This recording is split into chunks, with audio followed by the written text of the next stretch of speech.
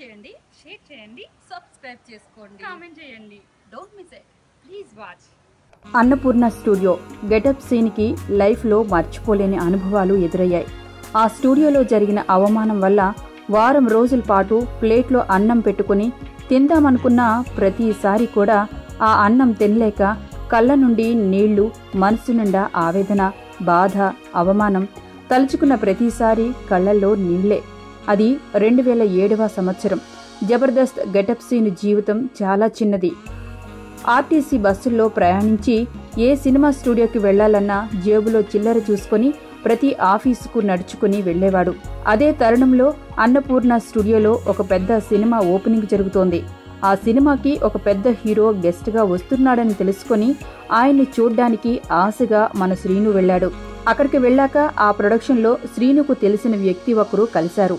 ఆ cinema opening హడావడి అంతా అయిపోయాక భోజనాల కార్యక్రమం జరుగుతోంది. శ్రీను ప్లేట్లో భోజనం పెట్టుకుని తింటున్న సమయంలో ఆ టీం మేనేజర్ గెటప్ శ్రీను చేతిలో ప్లేటు లాగేసుకుని ఎవడెవరా నువ్వు అంటూ బూతులు పెట్టి ఎవడెవడో వచ్చి ఇక్కడ అందరూ భోజనాలు చేస్తున్నారు తేరగా అంటూ తిట్టి మరీ కాలర్ పట్టుకుని శ్రీనుని అన్నపూర్ణ స్టూడియో గేటు నుండి బయటకు తోసేశారు. ఆ అవమానం గెటప్ శ్రీను లైఫ్ లో పెద్ద ఎత్తున దుమారం రేపింది. వారం రోజుల పాటు కంటికి నిద్ర లేకుండా, ఒంటికి సుఖం లేకుండా చేసింది.